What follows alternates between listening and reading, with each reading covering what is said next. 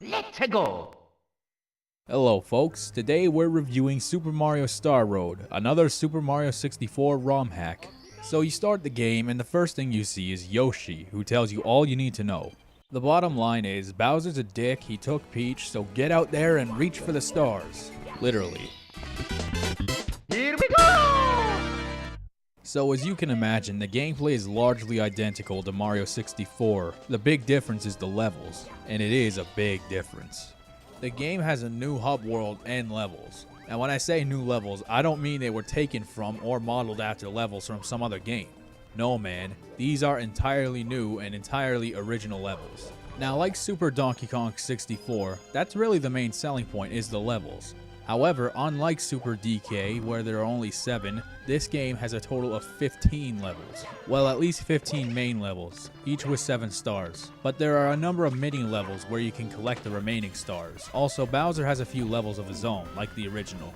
The levels are all brilliant, by the way. Each one of them looks and plays like an official Mario level, and I sometimes forget that this isn't actually like an official Mario game. From the levels alone, it's as close as you can get to a legit sequel to Super Mario 64. If you're a big fan of Super Mario 64, but have already played the shit out of it, playing this game will make you feel like you're right back at home. And let me tell you guys, it's a pretty damn good feeling. Now that's not to say there aren't any bad levels. Cloud Rail Station is a stage that I despise above all other levels in the game.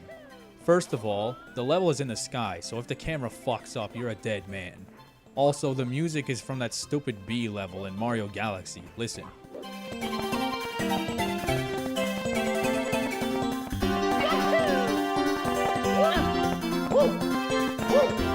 Now, this game actually uses a lot of music from Mario Galaxy. Now, I realize a lot of people love Mario Galaxy, but I find the game to be highly overrated. So when I hear a bunch of Mario Galaxy music in the game, I admit it actually annoys me a little bit. But it's not a big deal, because it borrows a lot of music from many other games too. When you race the Koopa, the music that plays is the Mario Circuit theme from Mario Kart Double Dash.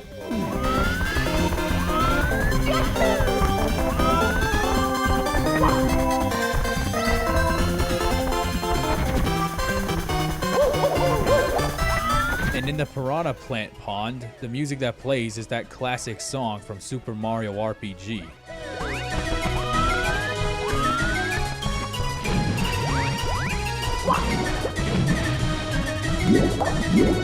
Some of the music isn't even from Mario at all. This level's theme is from Zelda the Wind Waker.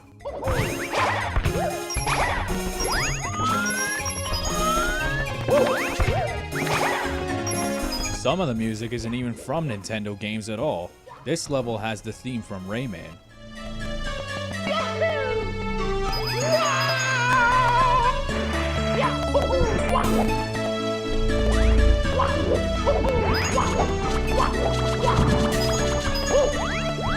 You gotta stop and think for a minute. How often do you get to play a Mario game with Rayman music in it? The best thing about the music in this game is that unlike Super Mario 64, where a few levels actually recycle music from each other, every level in this game basically has its own music, which is great because you won't get sick of the music nearly as fast. Now let's talk about something different, the star count. You may have noticed that I have 115 stars right now, which begs the question, how many are there in the game? Well, like I said before, there are 15 levels, each with 7 stars, which accounts for 105 stars. But there are an additional 25 secret stars to collect outside the main levels, which means there's a grand total of 130 to find, which is actually more than the original. Way to go, man.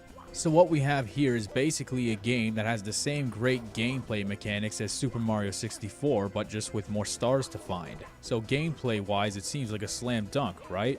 Well, you'd be right for the most part, but like in Super Donkey Kong 64, this game does have some bullshit parts. Like here in Piranha Plant Pond, where the camera keeps messing itself up.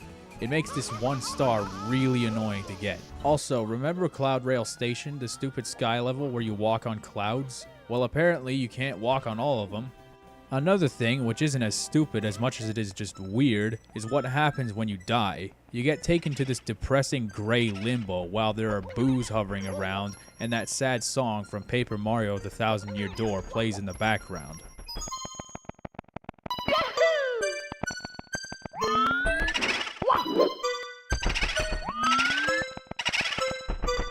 Call me old-fashioned or whatever, but I thought Mario games were supposed to be happy and cheerful and yippee-skippy and shit. But this is just straight up depressing. I mean, come on. So what's the final verdict on Super Mario Star Road then? Well, it's my genuine belief that if there is any game that truly deserves the title of Super Mario 64 2, it's this game. Seriously, it's that good. This game was truly made by fans, especially for fans. I strongly recommend this game to everyone, especially if you are a fan of the original. That said, this has been another game review by Phantom Bane. Have a good day, everyone.